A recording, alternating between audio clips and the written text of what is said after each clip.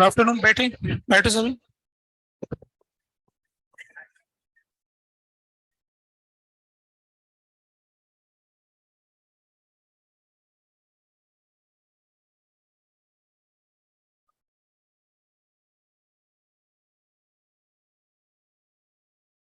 Hello.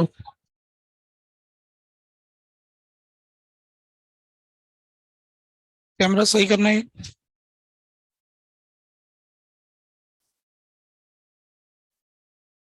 तो क्या discussion था हमारा?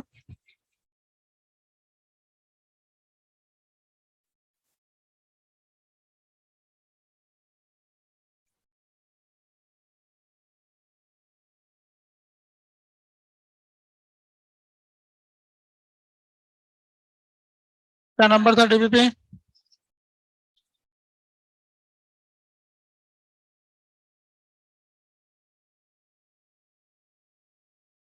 डीबी नंबर क्या था? 25।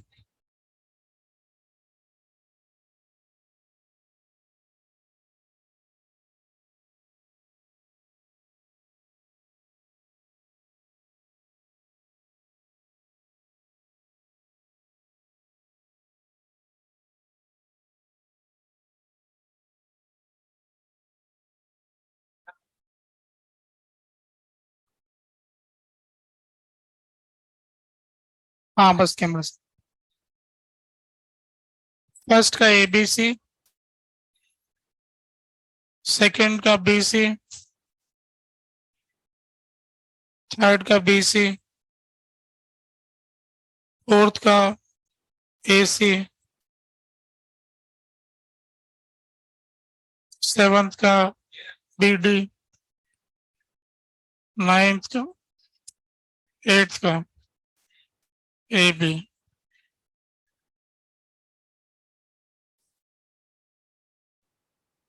दो करने थे क्या?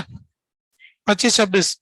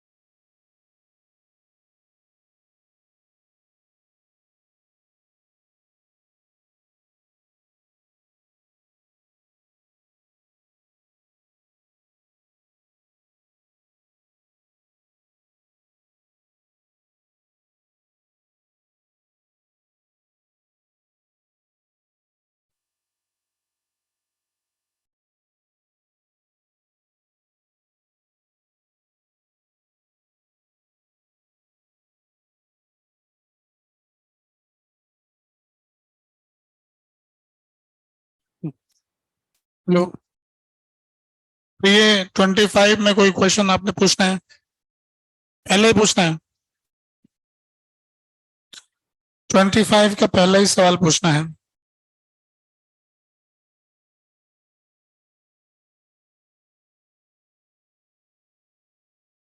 पहले क्वेश्चन में ऐसा दे रखा है कि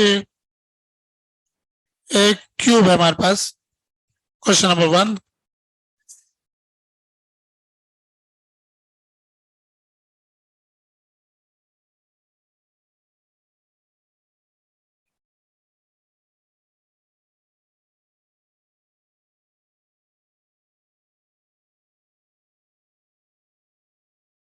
इस क्यूब की साइड L मान लिया।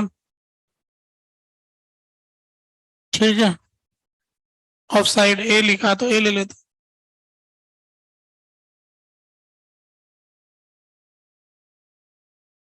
चार्ज की डेंसिटी रो दे रखा है।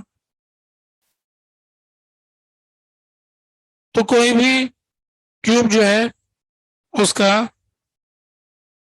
जो यहाँ पर बात चल रही है पोटेंशियल की है ना, तो इसका जो भी पोटेंशियल का फार्मूला होगा वो कुछ ऐसा होगा, पोटेंशियल एट सेंटर कुछ अल्फा नंबर मल्टीप्लाई हो रहा होगा और के क्यू बाय ए होगा कि नहीं होगा? सेंटर का पोटेंशियल कुछ नंबर इंटू के क्यू बाय डिस्टेंस तो होगा ही, डायमेंशनली होगा ही ना, कोई भी नंबर आगे आ जाएगा, ऐसा कुछ बनेगा। कॉर्नर के ऊपर ये सेंटर पे हो गया और कॉर्नर को अपन एज कहते हैं, एकदम C for centre, E for corner, है ना। तो ये beta times K Q by A होगा, वो कुछ और होगा, बीटा होगा, है ना। तो अच्छा, इन्होंने वर्टेक्स का नाम दे रखा है, ये सेंटर का, ये एज का है, कॉर्नर वाले पॉइंट का, हो गया बात, है ना। अब सवाल क्या है, ये बात करते हैं हम। तो पहला सवाल तो ये है कि भाई जो फॉर्मूला है पोटेंशियल का, ये कुछ डेंसिटी और डिस्टेंस की पावर में लिखा हुआ है, ये कहाँ का वर्टेक्स का बोल रहा है ना, वन ऑफ द वर्टेक्स, बोले ई वाला, यही। तो इसको तो अपन ऐसे लिख लेते हैं, बीटा के, तो के होता ही है 1/4 पाई एप्सिलॉन, और क्यू हो गया रो इंटू ए क्यू अपॉन ए, तो क्या हो गया रो इंटू 1/बीटा, मतलब sorry beta 4 pi epsilon row A square. Beta तो हो गया कांस्टेंट, तो पावर क्या क्या हो गया, रो की पावर 1, ए की पावर 2, पहला मामला तो हो गया, ठीक है। अब एक रेशो का मामला हो रहा है ना, जो इसके सेंटर पर पोटेंशियल है, जो इसके कॉर्नर पे पोटेंशियल है, इसका रेशो क्या होगा। तो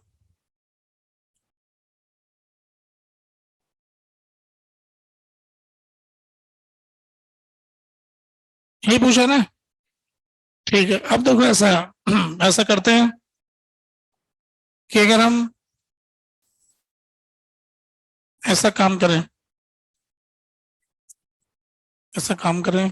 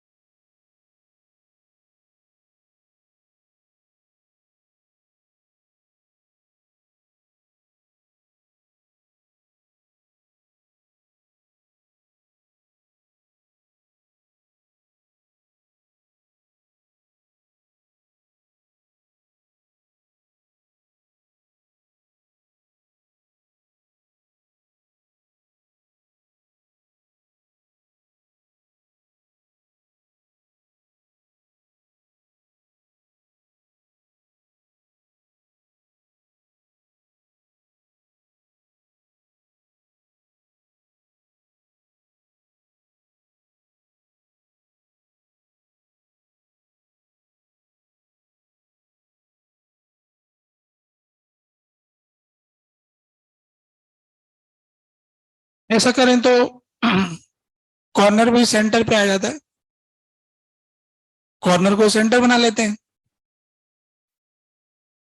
तो अब ये वाला जो पॉइंट है ना, इसको अपन ने कह दिया वी सेंटर, ये जो वी सेंटर है ये 8 टाइम्स वी कॉर्नर। अब सेंटर को इन्होंने शायद ओ नाम दिया है ना, वी ओ,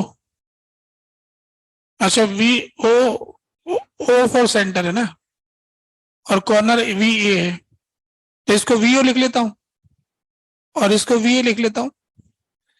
अपन भी ऐसे नाम रखने, क्या है, वी ओ वी ए, ठीक है। ये जो इस क्यूब का सेंटर है वो 8 क्यूब का कॉर्नर है, तो जो सेंटर का पोटेंशियल है वो 8 क्यूब के पोटेंशियल का सम है, ऐसा हो गया। तो सेंटर वाले को कॉर्नर वाले से एक्सप्रेस कर दिया, तो एक्सप्रेस कर देते हैं। अब मुझे सेंटर वाले को क्या लिखूंगा मैं अब यहां पर, सेंटर वाला इस फॉर्मूले से रख दूंगा, ये वाले से। अब मैंने साइड डबल कर दिया ना, ये वाला फॉर्मूला आ गया ना, ये वाला। अब ऐसे समझो कि अगर मैं क्यूब की साइड को दुगना कर दूंगा, है ना, क्यूब की साइड को दुगना कर दूंगा, तो जो ए का स्क्वायर हो गया, है ना, दुगना कर दूंगा तो कॉर्नर वाला जो पोटेंशियल है,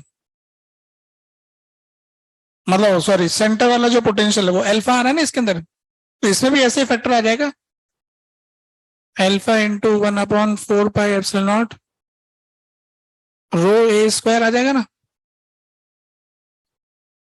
तो अगर इसका जो पोटेंशियल था, देखो वीसी और वीओ इसके हैं और अब उसके हो गए, थोड़ा डैश लगा लेता हूँ नोटेशन, ये वाले डैश नोटेशन लगा लेता हूँ, थोड़ा कंफ्यूजन हो जाएगा। ये बड़ा साइज का हो गया, ये पहले वाला था, तो ये वीओ वी तो पहले के हैं, अभी अपन ने साइज बड़ा कर लिया तो वीओ डैश वी डैश हो गया। ठीक है, तो अब हम कह रहे हैं कि इसकी साइड को इस फॉर्मूले के हिसाब से ए को 2a कर देंगे, तो सेंटर के पोटेंशियल में यहाँ पे क्या आ जाएगा, ए के तो 4 टाइम्स वी हो जाएगा, नहीं वीओ डैश जो है 4 टाइम्स वी हो जाएगा, लिख दो यहां पर 4 टाइम्स वी हो। कॉर्नर का पोटेंशियल तो अभी भी वही रहेगा वी, है ना, क्योंकि क्यूब तो अपन ने ए साइड का लिया ना कॉर्नर के हिसाब से, तो वो 8 टाइम्स वी, जो वी ए डैश था ना वो तो वही था क्योंकि ए के क्यूब का था, है ना, सिंगल क्यूब वाला ही वी ए था पहले वाला ही। तो अब क्या आ गया, जो आना था आ गया, मतलब क्या कह रहे थे आप, कौन सा सवाल रह गया क्या। अब सेकंड क्वेश्चन में आ जाऊं, 2 मिनट, पहला क्वेश्चन हो गया, अब दूसरा क्वेश्चन की बारी। एक non conducting semi circular disc दे रखी है, यूनिफॉर्म सरफेस चार्ज डेंसिटी है, तो इसका सी ऑप्शन इलेक्ट्रिक फील्ड और पोटेंशियल का रेशो सेंटर पे है। तो आपने पोटेंशियल निकाल लिया, इलेक्ट्रिक फील्ड निकाल लिया, डिवाइड कर देना बस, रेशो निकालने में क्या रखा है ना, कौन पूछ रहा है, हो जाएगा ना, देखो डिवाइड करने से आ जाता है। और आगे बोलो, क्वेश्चन नंबर 7 में चलूं।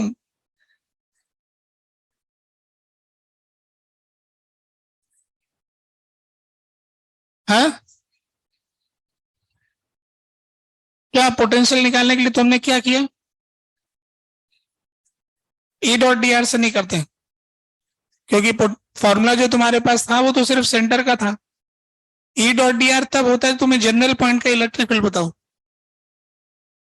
किसी भी पॉइंट का पोटेंशियल निकालने के लिए E as a function of distance चाहिए सारे पॉइंट्स पे। तुम्हें तो इलेक्ट्रिक फील्ड तो एक ही पॉइंट का पता हुआ सेंटर का, उस फॉर्मूले से नहीं आएगा, सभी के पोटेंशियल जोड़ जोड़ करके आएगा, एक रिंग मान करके रिंग का के क्यू बाय आर वाला फॉर्मूला लगा के इंटीग्रेट करके निकालना पड़ेगा। ठीक है, अब 7th क्वेश्चन में आ रहा था मैं।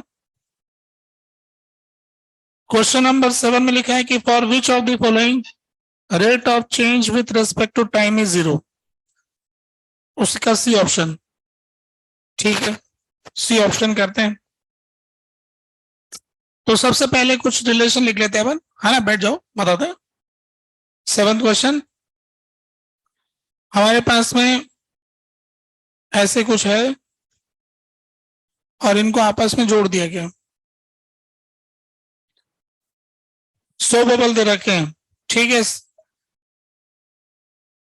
radius of left bubble is r and that of the smaller, slightly smaller than r.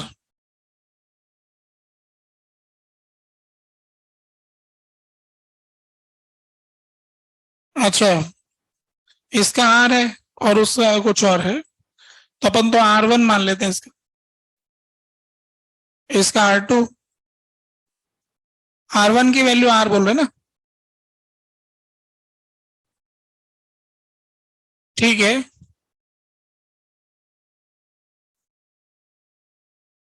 तो ये r1 r2 अपन ने ले लिया ना, और पहले हल्की सी कम बोल रहे हैं तो लगभग बराबर हो गया पहले वाला, तो है ना।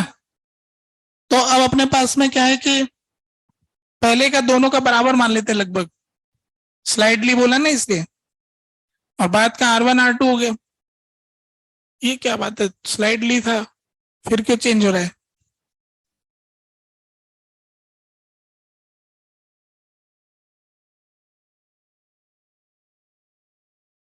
Radius of left is r and that of the other is slightly smaller than the r. Air flows from right to the left very slowly. बहुत चेंज, बहुत कम कम चेंजेस है, फिर क्या आप पूछ रहे हैं? चलो ठीक है, हम तो ऐसा काम करते हैं, r1 r2 किसी भी समय पर है, बाद में देखेंगे।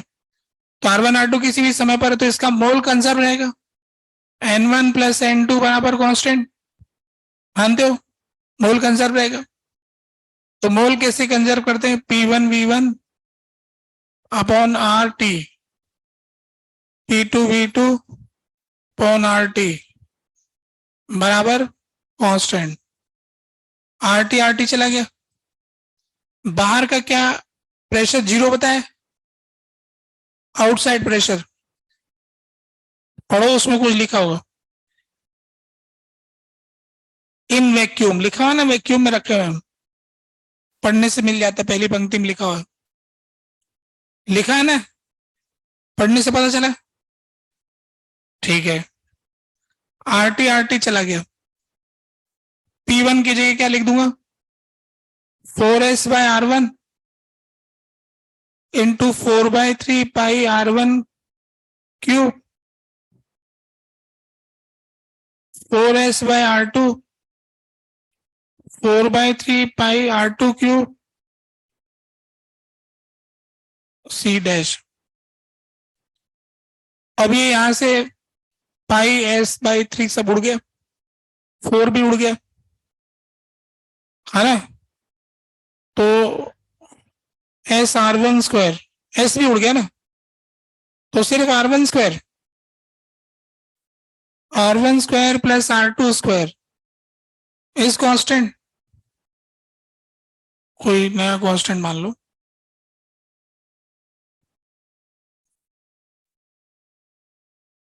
ठीक है। अब तुम कुछ कह रहे हो वॉल्यूम के संबंध में, क्यों?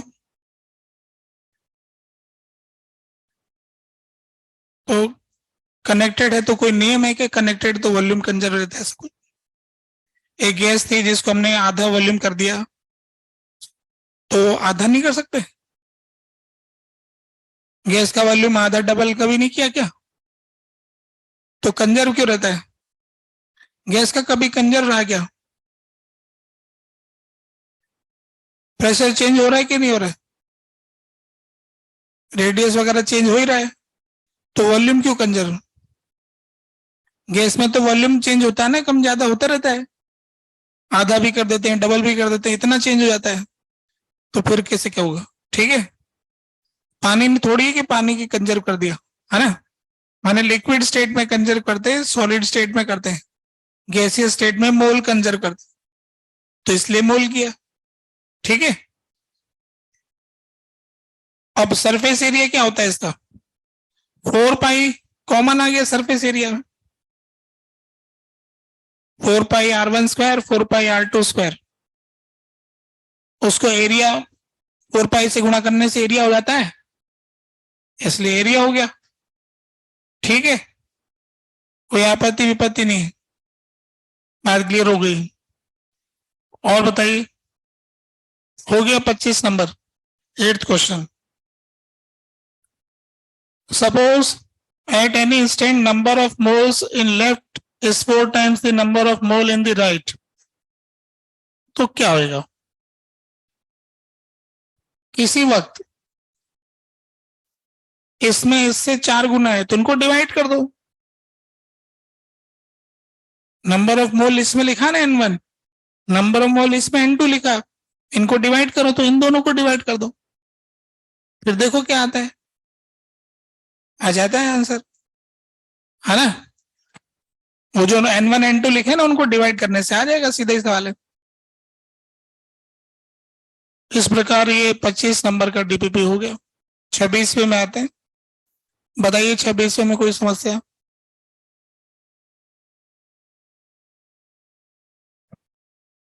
क्या कह रहे हैं? Question number 12.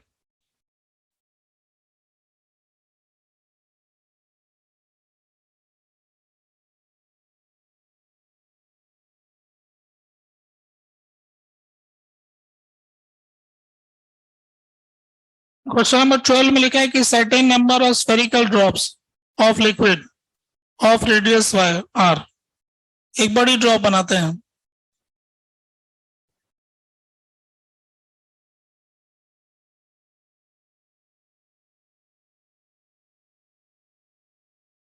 तो इसमें कितनी एनर्जी रिलीज होगी, इसमें क्या दिक्कत है?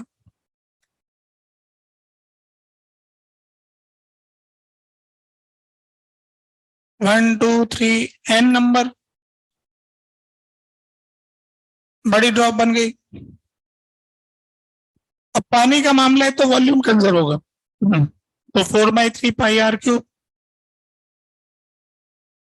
Into N times 4/3 pi capital R cube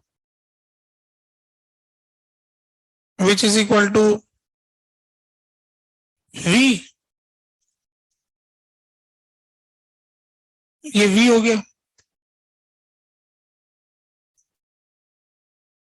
है ना. ये वॉल्यूम दे रखा है. अब कितना एनर्जी रिलीज हो गया? तो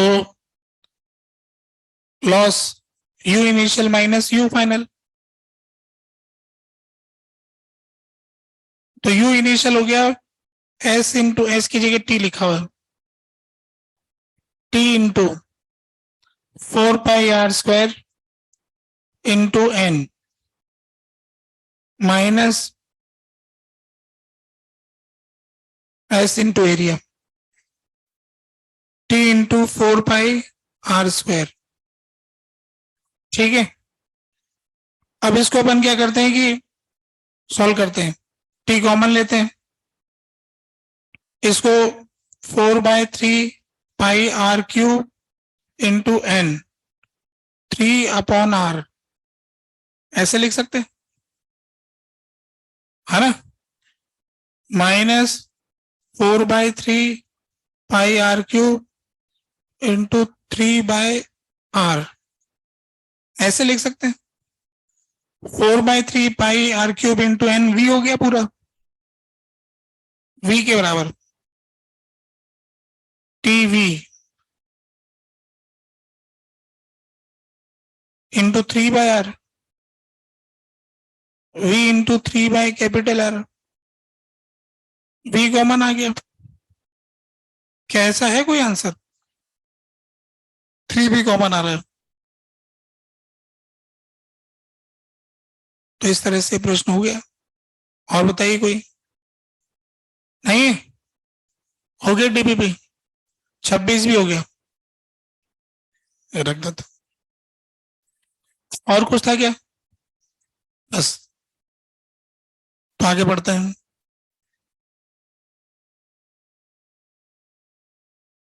क्या कोई क्वेश्चन दिया था कोई?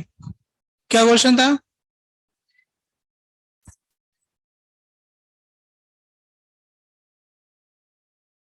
अच्छा, घर से इंटीग्रेट करके लाया.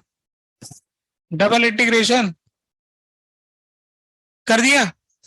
कौन बहादुर है वो जिसने कर दिया? अच्छा, कितने लोगों ने अटेम्प्ट किया? क्वेश्चन जो दिया था वो अटेम्प्ट किया. इतने लोगों ने अटेम्प्ट किया. कैसे अटेम्प्ट करते हैं बताओ भाई. ऐसे देखा, अब लगा कि नहीं हो रहा है, छोड़ दिया। ऐसे अटेम्प्ट किया क्या? किसी ने अटेम्प्ट किया, अटेम्प्ट करने का तरीका तो बताया क्या किया? आधा तो मैंने करके दे दिया था,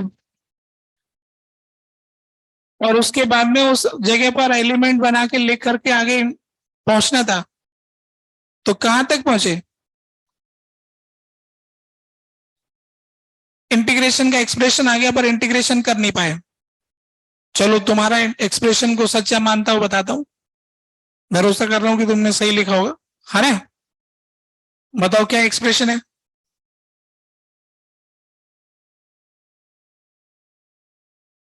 के Q X, K Q H, K Q H D X D Y X minus A by two का whole square, Y minus B by two का whole square, plus H square, इसका पावर 3/2।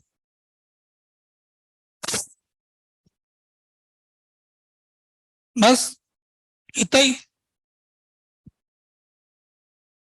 यही करना था। अब क्या करना देखो, तो अपन ने ऐसे x डिस्टेंस पे dx लिया, फिर y का लिमिट लगा, तो पहले y का लिमिट इंटीग्रेट करेंगे ताकि स्ट्रिप फिक्स रहेगी। x को फिक्स रखेंगे, y को वेरी करवाएंगे।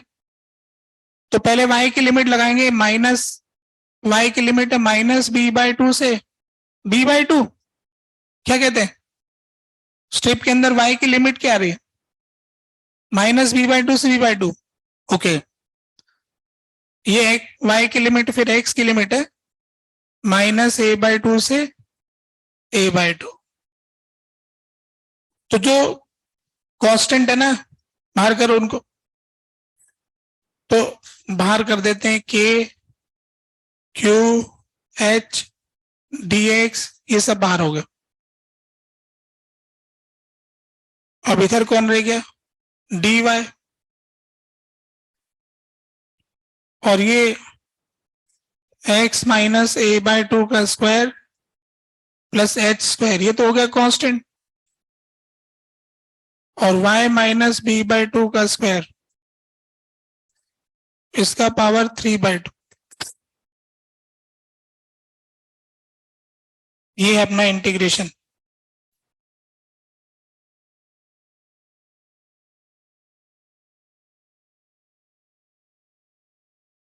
ऐसा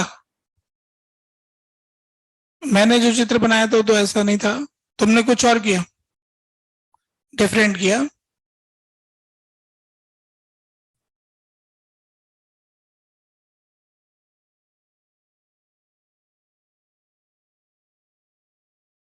ऐसा किया तुमने, ओरिजिन कहाँ पे लिया तुमने? नीचे वाले कॉर्नर पे लिया, कॉर्नर पे लिया, फिर यहां से कोई स्ट्रिप लिया एक्स वाई, फिर वहां से डिस्टेंस लिया। तो कॉर्नर से ऐसा आ पाएगा क्या? चलो एक बार के लिए तुम्हारे तरीके से देखते हैं। यहाँ पे कॉर्नर पे ओरिजिन लिया, तो यहां पर ये चार्ज है क्यू, क्यू। अब यहां से एक्स डिस्टेंस पे, फिर यहां से वाई पे,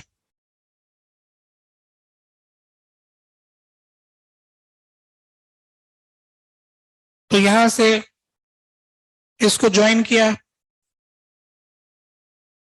तो इसके कोऑर्डिनेट थे 0,0,h, इसका x, y, 0। तो ये वाला वेक्टर, दिस माइनस दिस, और एक्स आई के वाई जे के माइनस एच के, ऐसा है। फिर इसकी वजह से यहाँ पे इलेक्ट्रिक फील्ड लिखा, तो के क्यू अपॉन ये डिस्टेंस, के क्यू अपॉन ये डिस्टेंस, तो इसकी तो लेंथ आ जाएगी, तो X square plus Y square plus H square,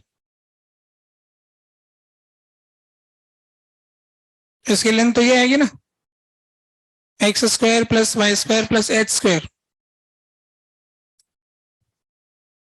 X square plus Y square plus H square, K Q इस डिस्टेंस का स्क्वायर, ठीक है, ये डिस्टेंस का स्क्वायर हो गया। हाँ वो अंडर रूट हट गया, अंडर रूट हट गया, अंडर रूट लेके स्क्वायर करना था। के क्यू अपॉन डिस्टेंस का स्क्वायर, अब इसका एरिया वेक्टर होगा नीचे की तरफ, इसके साथ इसका एंगल भी पता करना पड़ेगा, है ना। एरिया वेक्टर के साथ एंगल कौन सा बनेगा, जो ये एंगल वाला वही वाला बन जाएगा, ये वाला एंगल, एरिया इधर नीचे होगा ना ऐसा, ये यूं जा रहा होगा, तो इसका कॉस थीटा आएगा, तो कॉस थीटा के अंदर दिस अपॉन दिस आ जाएगा, तो ये H upon under root of X square plus Y square plus H square, ये आ गया, into area D X D Y. ये a by two B by two कहां से आया,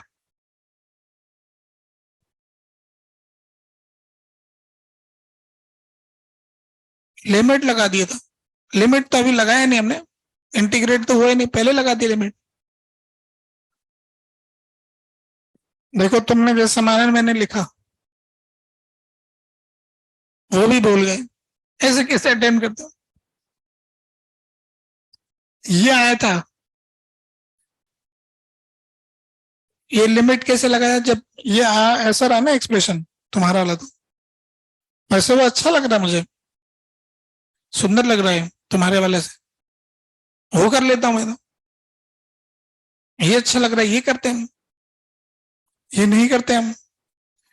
अभी ठीक लिख दिया ना सब कुछ, उस वाले पॉइंट के कोऑर्डिनेट एक्स कॉमा वाई है ना, कॉमा जीरो हो गया, उसका जीरो कॉमा एच हो गया। ये गलती कर दी बस, मुझसे भूल हो गई यहाँ पर, ये जीरो कॉमा जीरो थोड़ी होगा, A by two B by two, है ना। ये तो किसी ने देखा नहीं, भूले लोग बैठे पूरी क्लास में, कुछ भी कर दो उनके सामने, 1 + 1 3, सारे 3, सब बढ़िया से नोट करेंगे, ये भी रंगीन पेन से, सुंदर राइटिंग में 1 + 1 3, ओके, है ना। अभी इसका कोऑर्डिनेट जब जीरो बोला तो इसके सेंटर का कोऑर्डिनेट क्या आएगा, a बाई टू और b बाई टू और फिर h होगा ना, तो अब वो सही नहीं लिखा था उधर, अब वापस घटेगा सही, तो अब ये वाला वेक्टर क्या होगा, x माइनस y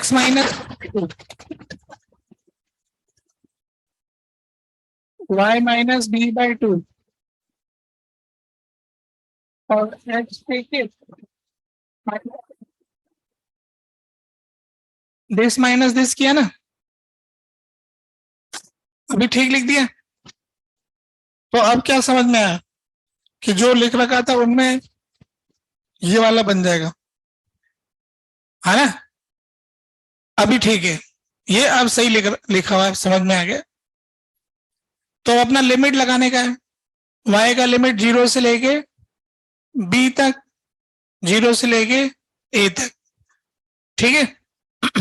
अब मुझको इसको इंटीग्रेट करना है, तो इंटीग्रेट करने के लिए ये तो हो गया कांस्टेंट, ये तो कांस्टेंट है ये सब कुछ, और ये है समथिंग कुछ वेरिएबल, वेरिएबल का स्क्वायर, तो मैं इस वेरिएबल के स्क्वायर को क्या करता हूं, ये जो कांस्टेंट आ रहा है ऐसा लिखता हूं, थोड़ी जगह ऊपर खिसकाता हूं,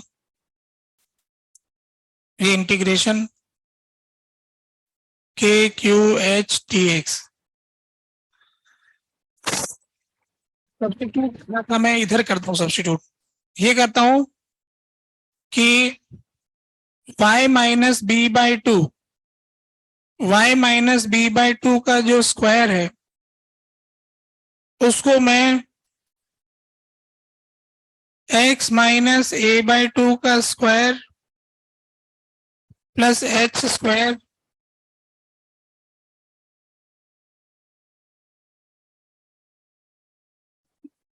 मान लेते हैं।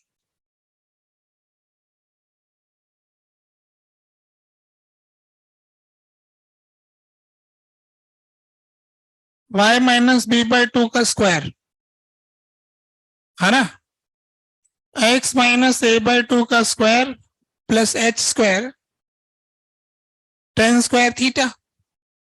क्या दिक्कत है ना, कोई दिक्कत थोड़ी है। इसको यहां रखूंगा तो ये कॉमन आएगा, बाहर चला जाएगा ना कॉमन आके, और one plus tan square theta बनेगा, सेक स्क्वायर थीटा। कुछ अच्छा अच्छा होगा, डिफरेंशिएट कर दो। ये इक्वल टू का साइन था बीच में, अब इसको डिफरेंशिएट करेंगे तो क्या आएगा, टू। अच्छा इसका रूट ले लेता हूं, डिफरेंशिएट करने में भी अच्छा नहीं लग रहा है, तो इसका पहले रूट ले लेता हूं फिर डिफरेंशिएट करता हूं। तो y minus B by two under root of X minus A by two का square plus H square tan theta. अब कर देता हूं dy, ये तो dy आ गया और ये तो कांस्टेंट है, x minus A by two का square plus H square is constant, tan theta का क्या होता है sec square theta D theta. ये आ गया ना, तब ये ऊपर आ गया भैया अंडर रूट के अंदर, x minus A by two का square plus H square sec square theta D theta. अब डिनोमिनेटर में बताओ क्या आने वाला है,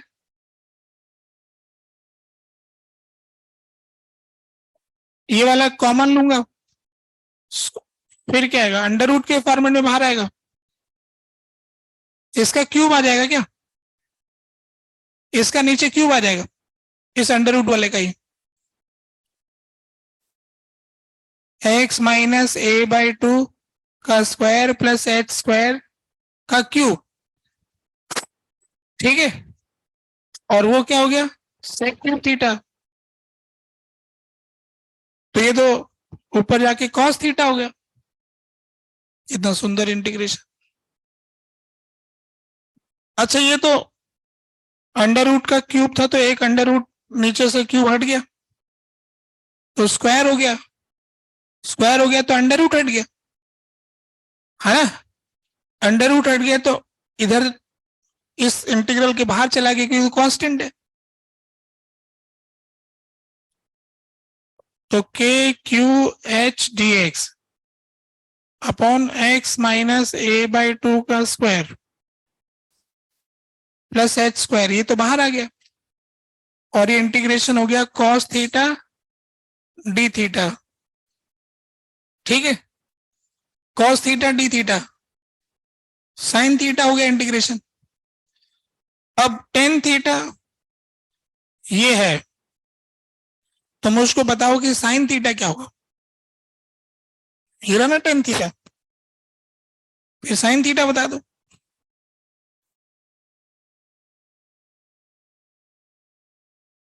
K Q H D x upon x minus A by two का स्क्वायर प्लस एच स्क्वायर, अब इसका लिमिट लगाना बचा हुआ है। साइन थीटा आप मुझे बता रहे थे भाई, ये तो परपेंडिकुलर तो ये हो जाएगा है ना, तो y minus B by two और फिर this square plus this square का रूट आएगा ना, तो फिर आएगा under root of X minus A by two का square y minus B by two का स्क्वायर एच स्क्वायर। यह है कि नहीं है, इंटीग्रेशन का वैल्यू आ गया। अब बी की y की वैल्यू आपकी क्या थी, जीरो से बी, एक बार b रखेंगे एक बार जीरो रखेंगे, तो b रखेंगे तो ऊपर b बाई टू आ गया और नीचे भी b बाई टू आ गया, और 0 रखेंगे तो माइनस बी बाई टू आ गया, तो ट्वाइस हो जाएगा। नीचे तो स्क्वायर है ना, तो जो भी आया इसका दुगना हो जाएगा। दुगना हो जाएगा तो बी बाई टू मिला के बी हो जाएगा ऊपर, और डिनोमिनेटर में कुछ हो जाएगा ऊपर। चलो, के Q H D x upon x minus A by two का स्क्वायर प्लस एच स्क्वायर। अब आपने मुझे बताया कि यहां पर तो b आ गया, और under root of X minus A by two का square plus b by two का स्क्वायर प्लस एच स्क्वायर, यही होगा। कोई आपत्ति विपत्ति नहीं। अब जो कांस्टेंट है उनको बाहर भेज दो, कांस्टेंट कांस्टेंट बाहर जाओ, के क्यू एच बी सब बाहर चले गए। अब कौन रह गया, डी एक्स, फिर x minus A by two का स्क्वायर प्लस एच स्क्वायर, ये तो यही रह गया, और ये अंडर रूट वाला बगल में रह गया। H square plus B square B by two का square X minus A by two का स्क्वायर। अब हम क्या करें, अब क्या करें भाई, substitution. X minus A by to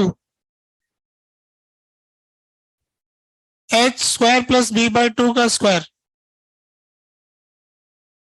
वही कर देते जो पहले किया था, भला भला हो जाएगा।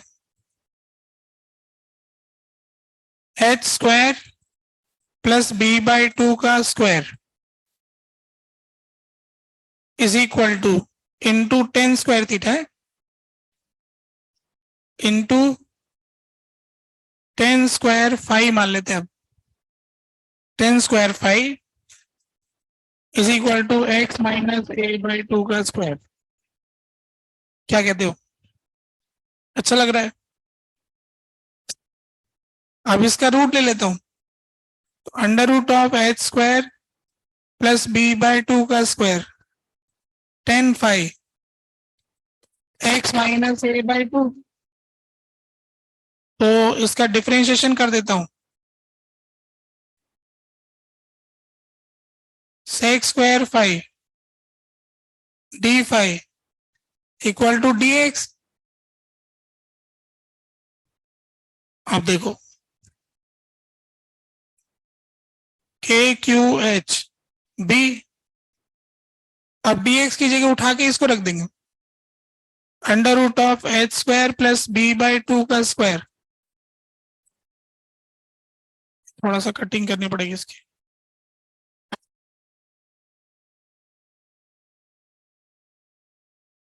ये डी एक्स आ गया, कहाँ गया, सेक्स स्क्वायर फाइव। अभी अंडर रूट वाले का क्या हुआ, ये कॉमन आ गया, यहाँ पे पुट किया ना अपन ने,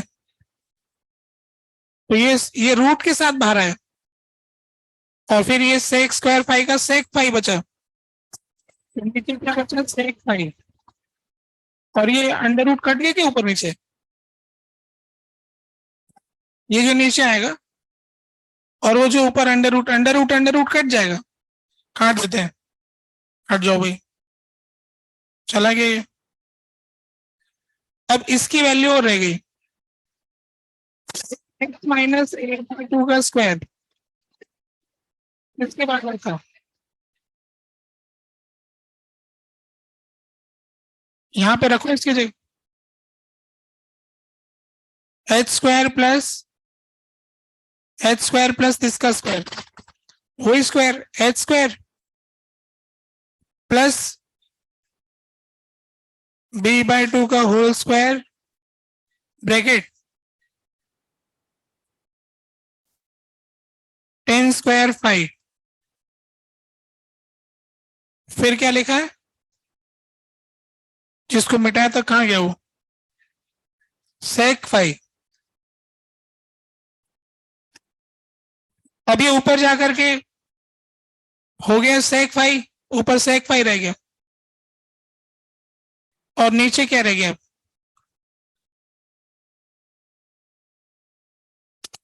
के Q H B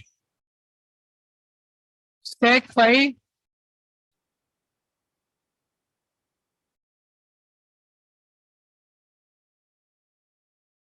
D phi और नीचे हो गया H square plus B by 2 का स्क्वायर 10 स्क्वायर फाई।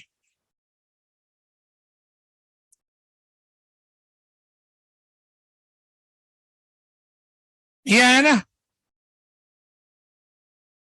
अब इसको कैसे ग्रेड करें? हाँ,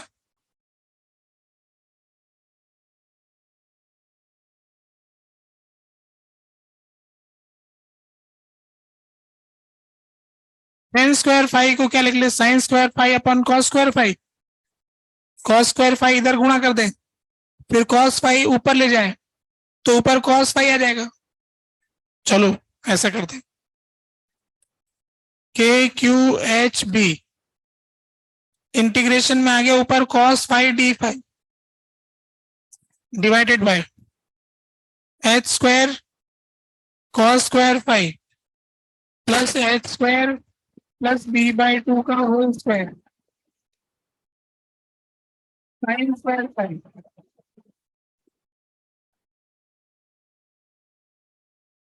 ठीक है, सही कर दिया ना।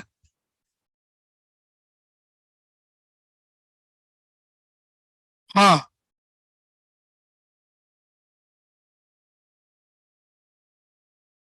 आउटपुट कर दिया ना। कट कैसे गया? वो पुरानी बात हो गई। अब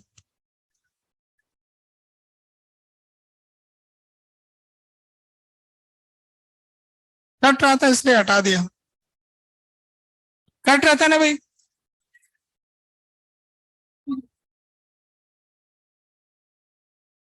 अब इसको इंटीग्रेट करना है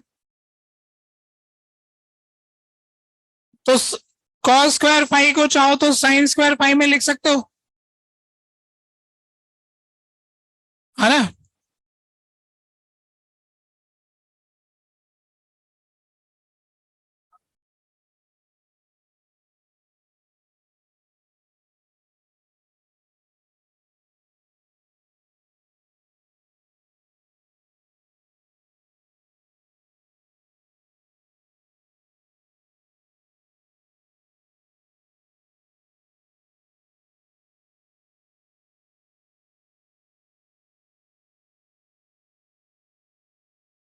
स्क्वायर को तो साइन स्क्वायर में लिख लिया। बस ये है कि कोई गलती तो नहीं होगी, अब तक सही लिख रहा है ना, सब सही चल रहा है। तो फिर आगे बढ़ते हैं। इसमें क्या हो गया कि इसको लिख सकते हैं अपन 1 माइनस साइन स्क्वायर। तो इसमें से एक एच स्क्वायर वाली टर्म कट रहा है, कितना भला हो रहा है। खुशी है कुछ, ऐसी खुशी कहाँ मिलती है? मैथ्स के अंदर मिलती है।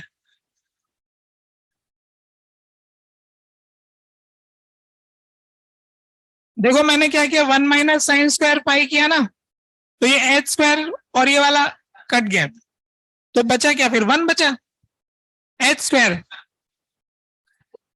प्लस बी बाई 2 का स्क्वायर साइन स्क्वायर फाई। कितना अच्छा लग रहा था क्या? छोटा हो गया, है ना। अब देखो ऐसा है कि अपन ने साइन फाई को मैं बताता हूँ, बी बाई 2 साइन फाई है ना, बी बाई 2 साइन फाई को हम मान लेते हैं जेड स्क्वायर या T square, Z X Y Z में कन्फ्यूजन, तो टी स्क्वायर मान लेते हैं। ठीक है, बी बाई 2 साइन फाई को टी मान लेते अपन, बी बाई 2 साइन फाई को टी मान लेते, तो B by 2 cos phi D phi equal to D T. तो अब देखो कुछ भला भला होगा। यहां पर यहां लिखते हैं, उसको इधर लेके आते हैं। K Q H B cos phi D phi क्या हो गया, B by two, two upon B आ गया, टू अपॉन बी। तो टू अपॉन बी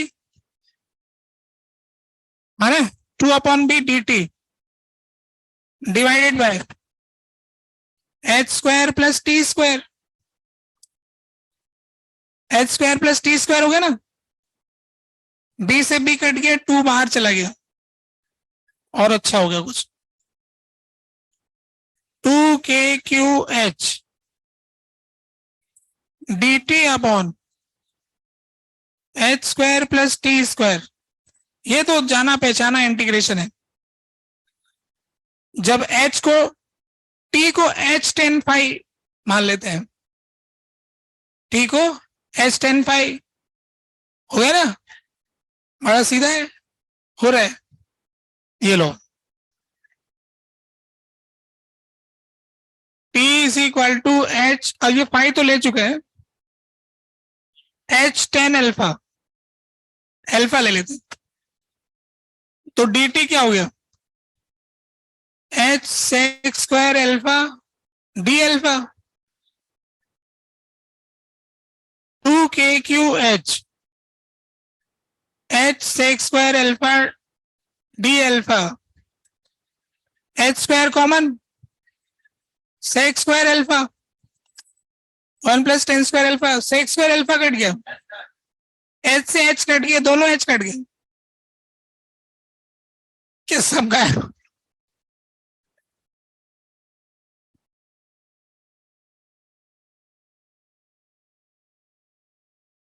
बिछड़े सभी बारी बारी।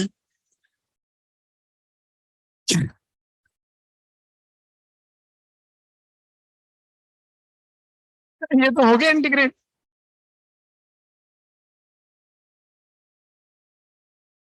वो लोग कहाँ गए जिन्हें हमने इंटीग्रेट करके भेजा था?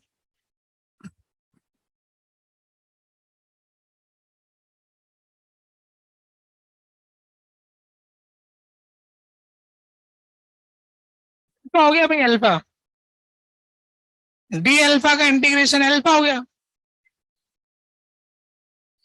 है, टेन इनवर्स में आ गया।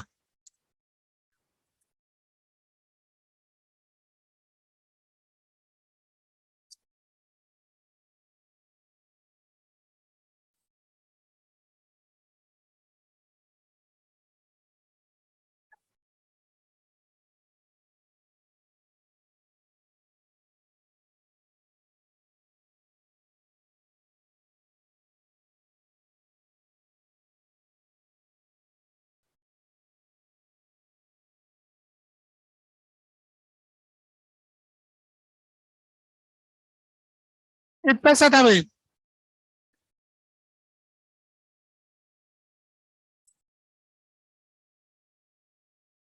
अल्फा की वैल्यू रखनी पड़ेगी, tan inverse T by H रख दूं।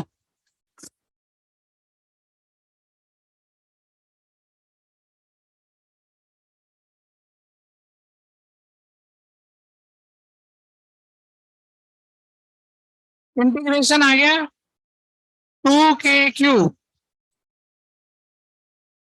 Ten inverse T by H, T by H आ गया ना, हाँ, टी किसके बराबर था, B by two sine five,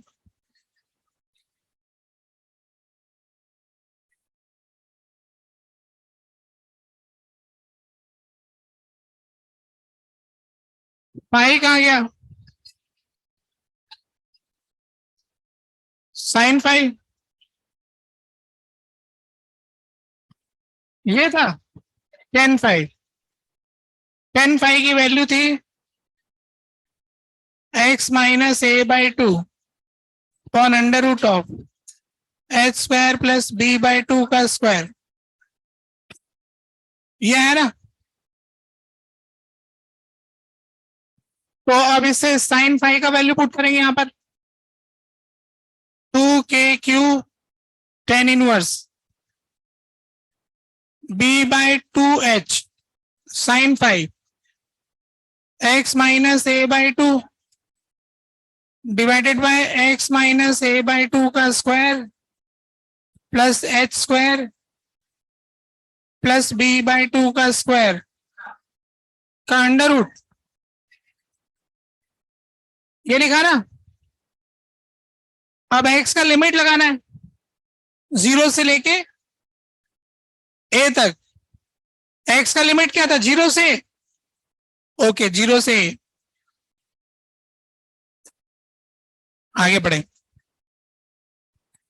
2k³ tan inverse, एक बार 0 रखा, एक बार ए रखा, तो ये ए बाई टू आ गया, B by two into A by two numerator में, और एच, और नीचे ए आ गया ना, तो under root of A by two का स्क्वायर बी बाई टू का square plus H square minus, ये ऐसे माइनस नहीं लगता है, ब्रैकेट लगा के लगता है, ये तो अपर लिमिट हो गई, माइनस टेन इनवर्स। अब इसमें 0 रखेंगे, 0 रखेंगे तो यहाँ पर माइनस आ रहा है, ट्वाइस हो जाएगा,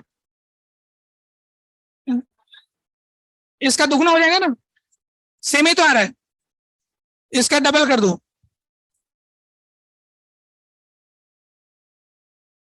जीरो रखने से सेम ही आ रहा है,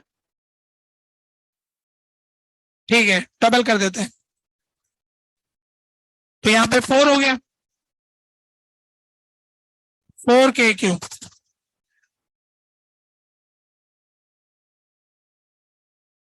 अब देखो इसको ऐसा लिख सकते हैं अपन,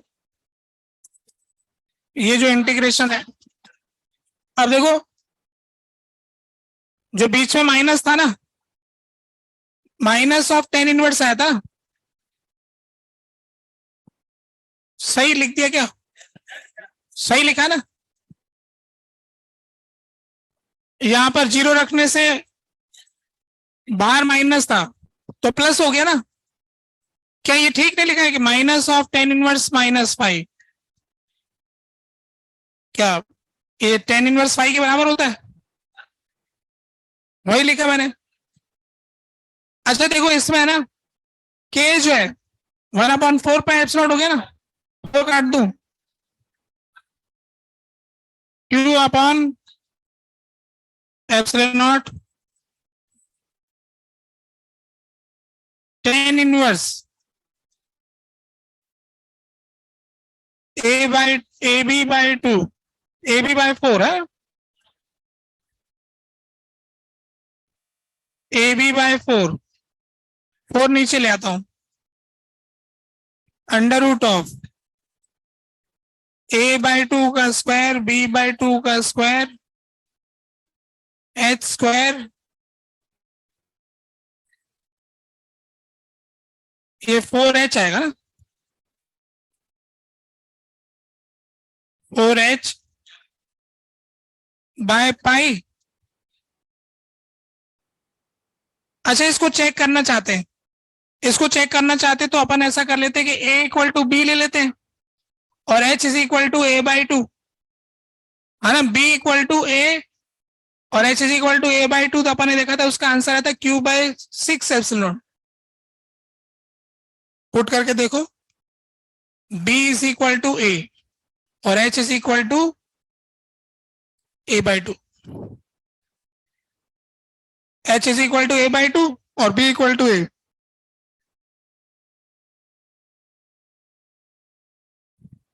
ये दोनों बराबर हो गए ना, a इक्वल टू बी हो गया और h is equal to B by two हो गया, तो ये कितना आ रहा है, ये तीनों टर्म बराबर हो गई, तो ये हो जाएगा √3 आ जाएगा, √3 a बाई टू, है ना, बाहर आ जाएगा, आ रहा है, 10 इनवर्स 1/√3 आ रहा है ना, और 1/√3 कितना होता है,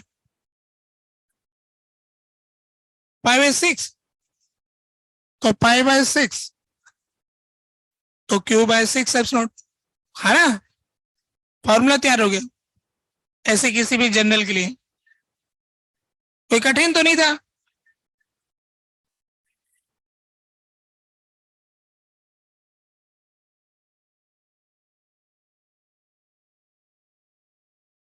टेन इनवर्स 1/√3 आ रहा है ना, हाँ तो 10 थीटा 1/√3 क्या होता है, 5/6 होता है। आ रहा है भाई, आगे बढ़ो। ठीक है, इजी था, कुछ खास कठिन नहीं था, कोई भी कर सकता था।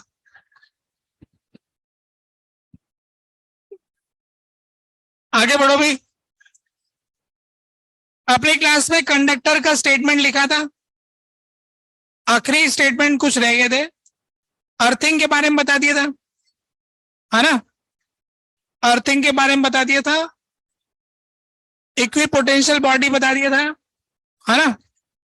अब बताता हूं एक बात और, वो ये है surface charge density.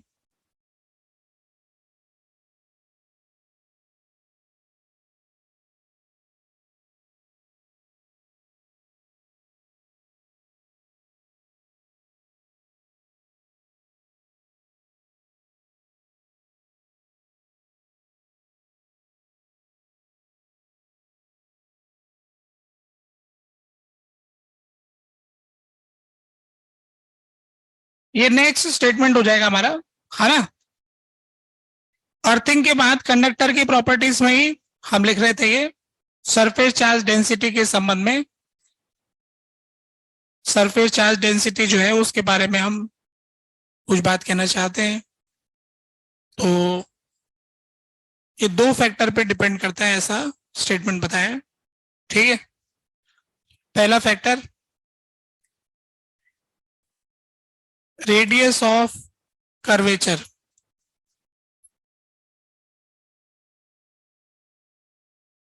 surface charge density is inversely proportional to radius of curvature।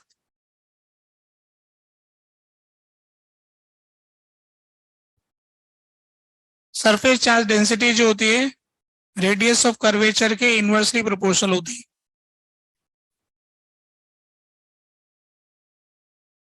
इसका कोई खास हम डेरिवेशन तो नहीं बता रहे, एक रफली ऐसे कोई भी बॉडी जो है ना उसको ऐसा मान सकते हो आप कि जैसे कोई स्फेयर का एक छोटा सा टुकड़ा है, ये कोई स्फेयर का एक छोटा सा टुकड़ा है, ये किसी बड़े स्फेयर का एक छोटा सा टुकड़ा है, तो अलग अलग जगह पे अलग अलग रेडियस ऑफ कर्वेचर के हिसाब से अलग अलग स्फेयर आ जाएंगे जो सरफेस को मैनेज करेंगे, बराबर के हिसाब से फिट होगा जो।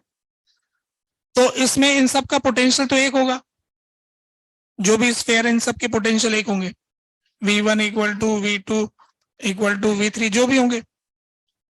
तो इनका जो पोटेंशियल होता है वो इनके KQ/R की तरह से अपन लिखते हैं, एक तरह से KQ/R कांस्टेंट हो गया, मतलब सभी स्फेयर का KQ/R कांस्टेंट हो गया। तो उसमें से Q को हमने लिख लिया रो, माने सरफेस चार्ज डेंसिटी की टर्म में लिखना चाहते हैं, तो पोटेंशियल को कांस्टेंट लिखा मैंने। तो सरफेस चार्ज डेंसिटी के हिसाब से sigma into 4πr² upon R is constant, R से एक R कट गया तो sigma into R is constant. अरे वो कुछ अल्फा लिख लेंगे, कुछ फैक्टर, कुछ नंबर मल्टीप्लाई हो जाएगा 4πr² का ही कांस्टेंट के साथ मल्टीप्लाई हो जाएगा। तो एक रफ, मतलब इतना अच्छा नहीं ब्रो, रफली बोल रहे हैं सर, है ना, कि सरफेस चार्ज डेंसिटी जो है रेडियस ऑफ कर्वेचर के इनवर्सली प्रोपोर्शनल होती है। अपन तो इस रिजल्ट को यूज करेंगे, जहां रेडियस ऑफ कर्वेचर छोटी होगी वहां सरफेस चार्ज डेंसिटी ज्यादा होगी। मतलब ये हुआ कि कोई कंडक्टर है हमारे पास ऐसे, अब इसमें से अपन को ये दिख रहा है कि जहां पर ये कॉर्नर से दिख रहे हैं ना, यहां पर चार्ज ज्यादा जमा होगा। मान लेते हैं प्लस का चार्ज जमा हो रहा है, यहां पर प्लस का चार्ज ज्यादा जमा होगा। जहां थोड़ा फ्लैटनेस है वहां थोड़ा दूर दूर होगा। जहां पर भी थोड़ा सा ऐसा है,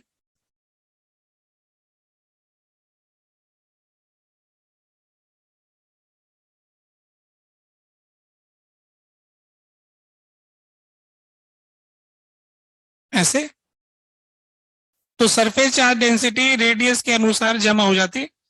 इसको यूं भी समझ सकते हैं कि इधर वाले चार्ज इसको धक्का मारते हैं और इधर वाले चार्ज इसको धक्का मारते, तो इनके पास जगह कम होती, तो ऐसे इकट्ठा हो जाते, ऐसी जगह पर एक इकट्ठा होने की आदत है। बहुत ज्यादा शार्प कॉर्नर है तो ये कूद भी जाएंगे। शार्प एज से चार्ज जंप भी मार जाता है। तो ये जो रबिंग के थ्रू अपन चार्ज को इधर से उधर ले जाते, तो कोई भी वस्तु जो होती है उसके अंदर कुछ एजेस बनी होती है, तो वहां से टच करने से वहीं से तो चार्ज निकल जाता है, आसपास से गुजरते हैं ना। तो रबिंग से जो चार्जिंग का मेथड भी इन्हीं बातों से डिपेंड करता है।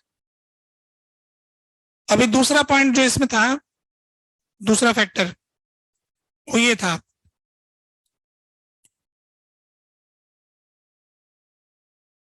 surface charge density is proportional to electric field of other near surface। Surface के पास दूसरों का इलेक्ट्रिक फील्ड ज्यादा होगा, तो हम ये जानते हैं कि इलेक्ट्रिक फील्ड ज्यादा है तो ज्यादा लाइनें बनानी पड़ेंगी। ज्यादा लाइनें बनानी पड़ेगी तो ज्यादा चार्ज को रिसीव करने के लिए आना पड़ेगा, क्योंकि electric field lines positive charge से शुरू होती है और नेगेटिव पे खत्म होती है, तो उसको कंडक्टर की सरफेस पर आकर खत्म होना पड़ेगा। तो अगर ज्यादा लाइनें आ रही होगी तो ज्यादा चार्ज को इकट्ठा होकर वहां पे जमा होना पड़ेगा, तो इसलिए वहां पे सरफेस चार्ज डेंसिटी बढ़ जाएगी। तो फील्ड ज्यादा है तो लाइनें ज्यादा तो उसको रिसीव करने वाले चार्ज ज्यादा, और चार्ज ज्यादा तो सरफेस चार्ज डेंसिटी ज्यादा। तो अगर सरफेस पर दूसरों का इलेक्ट्रिक फील्ड बढ़ा दोगे तो सरफेस चार्ज डेंसिटी बढ़ जाएगी। ठीक है ना, इन दोनों पर डिपेंड करेगा। अब इसमें एक मैं कैलकुलेशन भी बताता हूँ, उसके अगले पेज पे जाना चाहता हूँ, यहाँ पर बात नोट हो गया। ठीक है,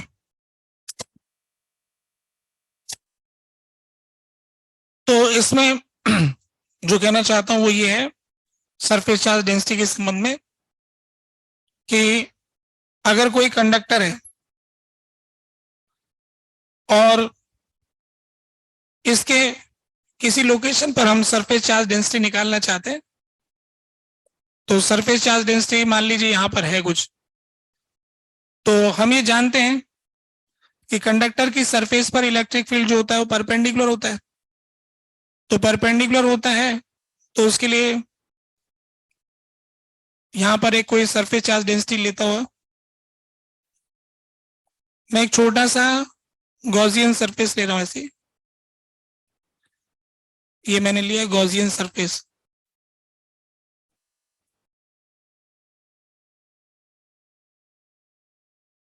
ठीक है, एक मैंने एक क्लोज सरफेस होती है ना। मैंने एक बार क्या किया था कि क्लास में बच्चों को गॉसियन के बजाय क्लोज सरफेस पढ़ाया, तो एक पेपर में आ गया कहीं गॉसियन सरफेस लिखा हुआ। बच्चे ने बोला सर गॉसियन सरफेस क्या होता है, तो उसी क्लोज सरफेस का ही गॉस की वजह से दिया है, इसलिए नाम गॉस का लगा दिया है ना। है तो क्लोज सरफेस कोई ऐसे रहता है। तो कह रहे सर मेरे पेपर में सवाल छूट गए, आपने बताया नहीं। गॉसियन सरफेस जो है, जो पीले रंग की बनाई है हमने, एक इमेजनरी सरफेस है। यहां पर जो इलेक्ट्रिक फील्ड होगा सरफेस के परपेंडिकुलर होगा, तो अपन ऐसा दिखा देते हैं डायग्राम में कि ऐसा कुछ होगा। मान लिया कि वो इलेक्ट्रिक फील्ड है यहाँ पर ही, इस जगह पे जो भी चार्ज डेंसिटी है, इस जगह पे जो चार्ज डेंसिटी है इसको अपन कह रहे हैं सिग्मा लोकल। लोकल बोले तो अलग अलग जगह की अलग अलग होगी, तो ये यहाँ की density local charge density. E क्या है, ई है resultant electric field due to all charges, resultant electric field. Due to all, सबकी वजह से। तो गॉस का नियम क्या कहता है कि नेट फ्लक्स बराबर क्यू इनसाइड बाय एप्सिलॉन होता है। तो हम ये देखेंगे कि ई इंटू डी ए, इस ढक्कन का एरिया डी ए हो गया, एरिया वेक्टर और इलेक्ट्रिक फील्ड वेक्टर एक ही तरफ आ रहे हैं, पैरेलल हो गए, क्योंकि फील्ड परपेंडिकुलर होता है सरफेस के। और surface charge density sigma local into D A, surface charge density into area divided by epsilon not.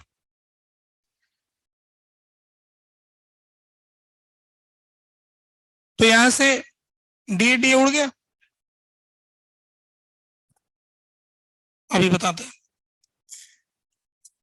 Sigma local upon epsilon not. तो ये बात समझो कि ये कोई कंडक्टर है। अब इसकी चार्ज डेंसिटी यहां पर सिग्मा 1 है, यहां पर सिग्मा 2 है, यहां पर सिग्मा 3 है, यहां पर सिग्मा 4 है। तो इस जगह का जो इलेक्ट्रिक फील्ड होगा, इस जगह का जो इलेक्ट्रिक फील्ड होगा यहां पर सिग्मा 1 बाय एप्सिलॉन नॉट होगा। यहां जो इलेक्ट्रिक फील्ड होगा सिग्मा 2 बाय एप्सिलॉन नॉट होगा। यहां जो इलेक्ट्रिक फील्ड होगा सिग्मा 3 बाय एप्सिलॉन नॉट होगा। यहां जो होगा सिग्मा 4 बाय एप्सिलॉन नॉट होगा। लोकल बोले तो वही का चार्ज डेंसिटी, और वो इलेक्ट्रिक फील्ड सबकी वजह से होगा। मतलब अगल बगल में कोई चार्ज भी रखा हो, मान लो कि यहाँ पर कोई माइनस का Q1 रखा हुआ है, यहाँ माइनस Q2 रखा हुआ है, यहाँ माइनस Q3 रखा है, कुछ भी रखा हो चार्ज, तो उनके रखने से इनकी चार्ज डेंसिटी बदल जाएगी और फाइनली जो आएगी वो सामने है। तो जैसे भी चार्ज डेंसिटी आपको दिख रही है सिर्फ उन्हीं की टर्म पे आंसर आएगा। तो अगर हमें कंडक्टर की सरफेस पर सरफेस चार्ज डेंसिटी पता है तो उसकी सरफेस के बहुत करीब वाले पॉइंट पर, है ना, तो ई हो गया electric field resultant resultant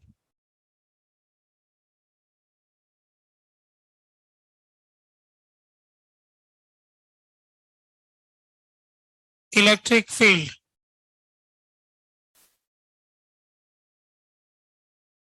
near to surface of conductor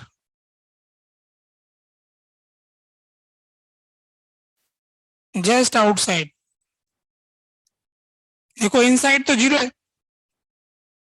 surface के करीब जस्ट बाहर वाले पॉइंट पर इलेक्ट्रिक फील्ड होता है परपेंडिकुलर और होता है इतना, ऐसा बताया, ठीक है। तो ये कंडक्टर के संबंध में भी बात हो गई। क्या आगे बढ़ना चाहता हूँ, तो कंडक्टर के अपन ने अर्थिंग वाली बात बता दी, आपस में कनेक्ट करेंगे तो पोटेंशियल बराबर हो जाएगा, और वो 3-4 स्टेटमेंट तो सारे हो ही चुके हैं। अब हम इन पे सवाल करना चाहते हैं, जल्दी जल्दी से कर लेते हैं, इसके लिए आगे बढ़ना चाह रहा था, है ना। ओके,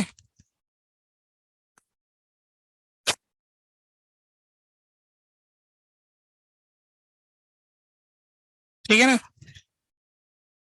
ये लो क्वेश्चन है इसमें, ये प्लेट वाले सवाल।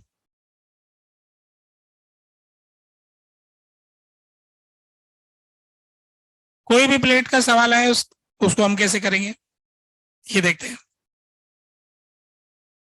तो प्लेट वाले सवाल में पहला सवाल ये है,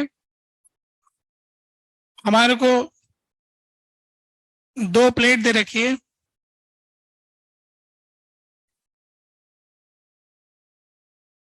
इसका चार्ज Q1, इसका charge Q2,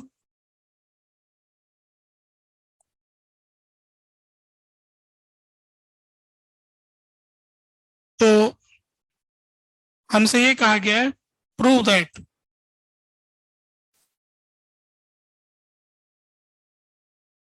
charge on facing surfaces of two parallel infinite conducting sheet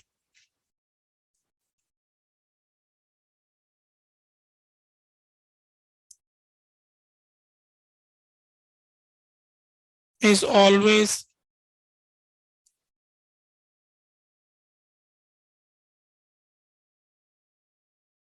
equal and opposite.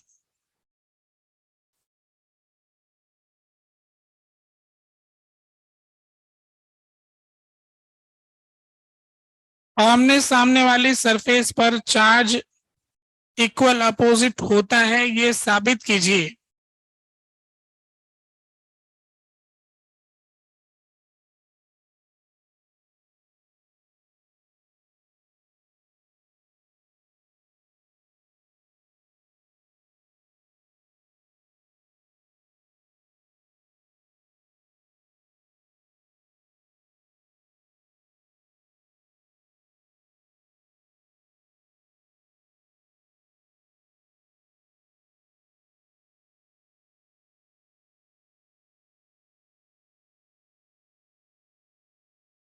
देखो कैसे करते हैं। माना कि इस पर x है, माना कि इस पर y है। मानने में क्या जाता है। अब अपन ऐसा एक गॉसियन सरफेस लेंगे। यह है गॉसियन सरफेस।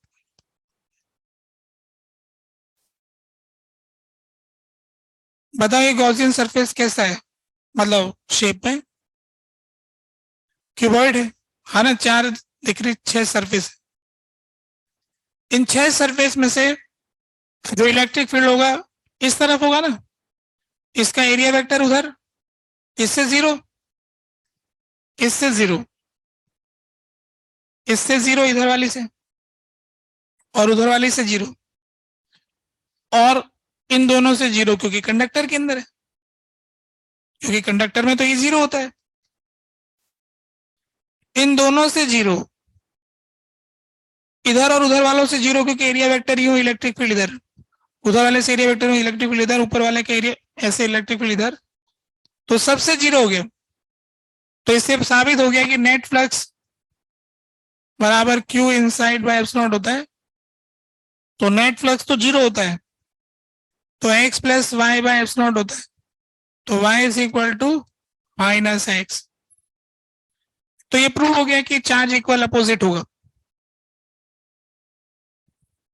और सीधी बात करें तो ऐसा है कि हमने लाइनों के लिए लिखा था कि लाइन पॉजिटिव चार्ज से शुरू होगी और नेगेटिव पे खत्म होगी, और खुद से कभी खुद पे खत्म नहीं होती है, पड़ोसी पे जाके खत्म होती है ना।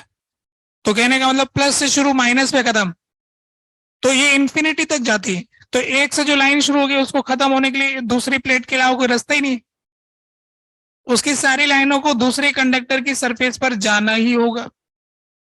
तो इसलिए जितना चार्ज इस पर होगा इतना चार्ज उस पर होना ही होगा। तो कंडक्टर की पैरेलल प्लेट्स जो होंगी उनकी आमने सामने की सरफेस पर चार्ज हमेशा इक्वल अपोजिट होगा। तो एक का एक्स मानो तो दूसरे का माइनस एक्स लिख लो तुरंत। एक रिजल्ट हो गया, इसको याद रखेंगे, है ना।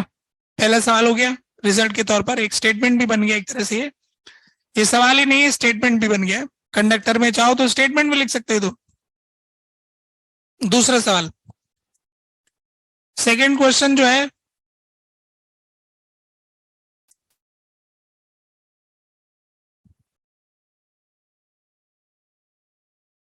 जैसे मान लो ये 3 कंडक्टर है Q1 Q2 Q3, prove that charge on outer most surface of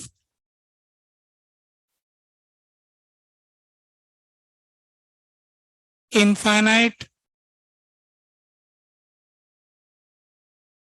parallel plates will be half of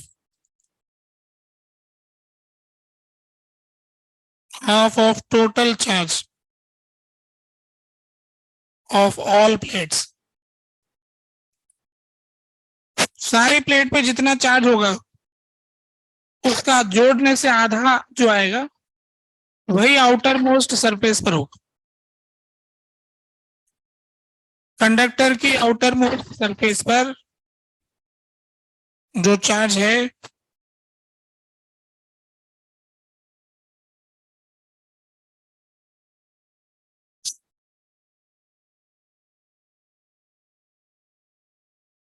total का आधा होगा, है ना। बहुत ही सीधा सा प्रूफ है ये, आपने क्वेश्चन नोट कर लिया।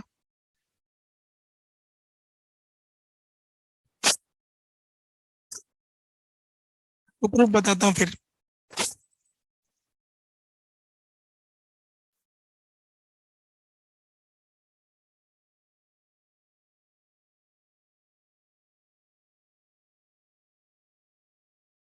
गॉसियन सरफेस लेंगे, जब देखो तब ले लेते।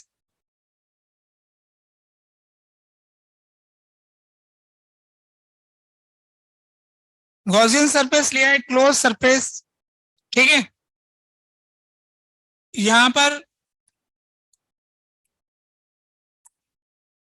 ये लग रहा है बस वाले मुझे बुला रहे हैं। तो अभी गॉसियन सरफेस जो है हमने लिया, यहां पर इलेक्ट्रिक फील्ड बताओ कितना है इन सबका मिला के। Q1 plus Q2 plus Q3 upon 2A epsilon not. हमने इनफाइनाइट शीट का फॉर्मूला पढ़ा था ना, Q/2 एप्सिलॉन, तो सारी प्लेट को मिला करके एक बन जाएगा, डिस्टेंस से इंडिपेंडेंट होता है। तो ये तो हो गया इलेक्ट्रिक फील्ड की वैल्यू। और एरिया वेक्टर इस तरफ हो गया ए, यहां पर तो E 0 है। अब 5 सरफेस से तो 0 दिख रहा है, ये वाली चारों, है ना, क्योंकि एरिया वेक्टर और इलेक्ट्रिक फील्ड परपेंडिकुलर हो गया। पांचों इसके अंदर 0। अब छठी एक सरफेस रह गई, इससे फ्लक्स आ रहा है, तो net flux Q inside by epsilon. मान लेते हैं कि इसके अंदर वाली सरफेस पे जो चार्ज आया वो x है, इस सरफेस के चार्ज को x मान लिया, तो net flux Q1 plus Q2 plus Q3 upon 2A epsilon not into A, क्योंकि यूनिफॉर्म इलेक्ट्रिक फील्ड एरिया से गुणा हो गया x बाय एप्सिलॉन। तो x की वैल्यू आ गई Q1 plus Q2 plus Q3 bye 2।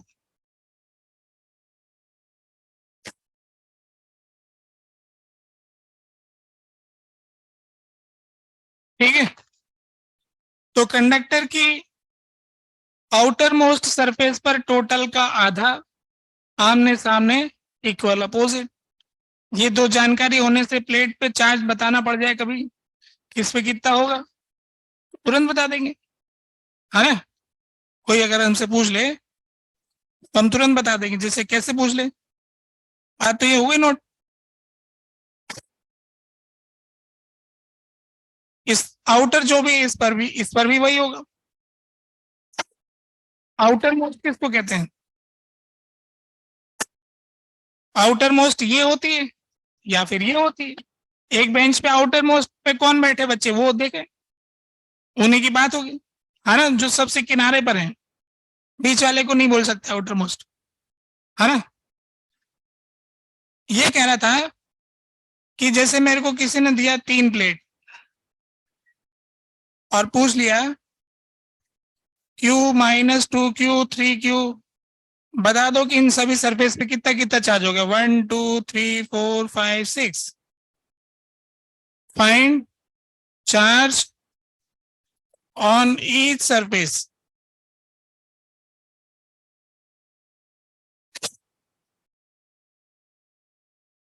तो इसको बताने में कोई देर नहीं लगती, आधा करने में क्या जाता है ना। टोटल कितना हो रहा है भाई?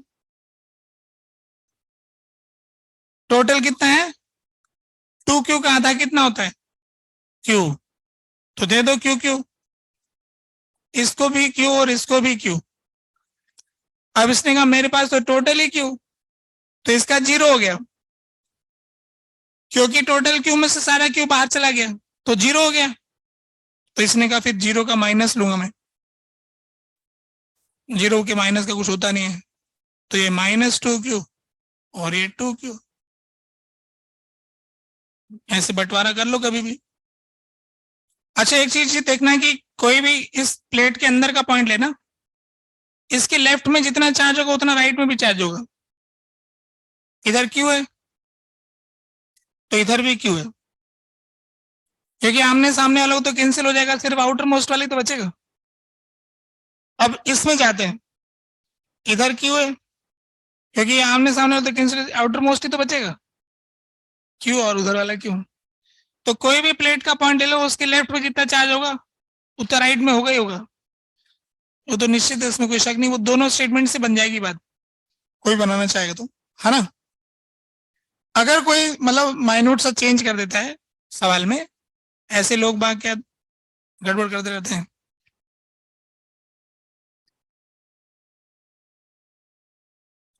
ये हो गया Q, 3Q, 2Q, Q, 3Q, 2Q, और हमने क्या किया, इन दोनों प्लेट को जोड़ दिया, इन दोनों को वायर से जोड़ दिया, है ना। कुछ चेंज करना पड़ता है, ऐसे सीधा पूछेंगे तो लोग कर ही देंगे, है ना। अब वायर लेके आ गए और आपस में जोड़ दिया। अब बताओ 6 सरफेस पे कितना चार्ज होगा, 1 2 3 4 5 6।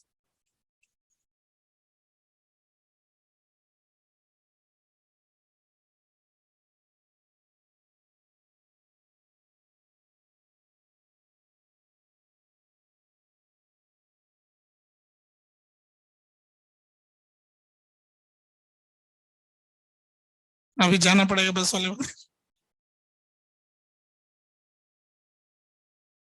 प्रत्येक पे चार्ज बताएं। घंटे घंटे बज चुके हैं, ये बस वाला बता रहा है कि सर बाहर निकलो।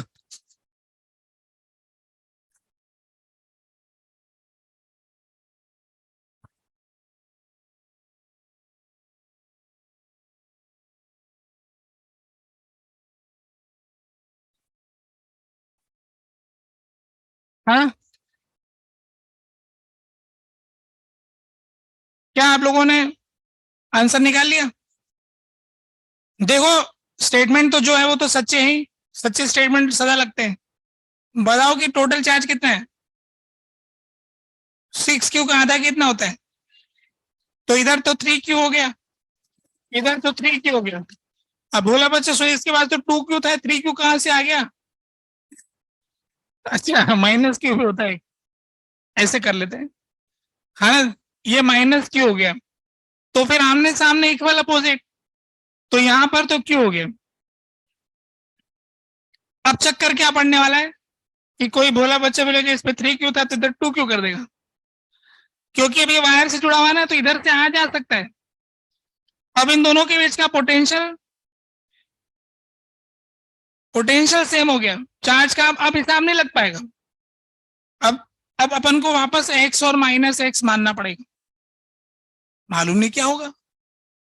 चार्ज तो कंजर्व देख लो, इन दोनों का मिला के 4Q आना चाहिए, 4Q आ रहा है। जो दो प्लेट आपस में जुड़ी उन दोनों का टोटल चार्ज कंजर्व होगा, एक का नहीं होगा। तो अब हम ये कहना चाहते हैं, यह एक समय निकालना पड़ेगा, निकालने के लिए इन दोनों के पोटेंशियल बराबर करने पड़ेंगे। पोटेंशियल बराबर करने पड़ेंगे तो इनके बीच में अगर मान लें कोई इलेक्ट्रिक फील्ड ई है, तो इनके बीच जो पोटेंशियल डिफरेंस है E into D, delta we, वो 0 होना चाहिए, यानी कि इलेक्ट्रिक फील्ड 0 होना चाहिए। तो इसका मतलब x/2a epsilon नॉट इंटू 2, ये 0 होना चाहिए। यहाँ का इलेक्ट्रिक फील्ड सिर्फ इन्हीं के चार्ज पर डिपेंड करेगा, तो x 0 आ जाएगा।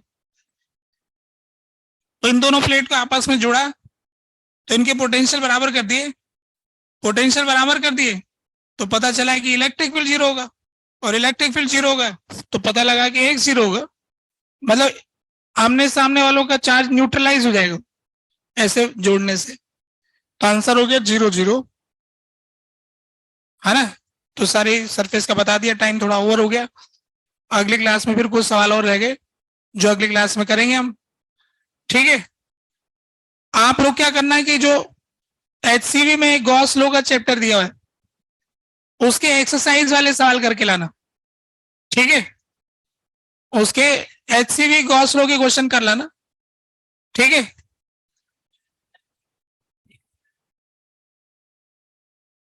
हाँ वैसे भी सोच लो।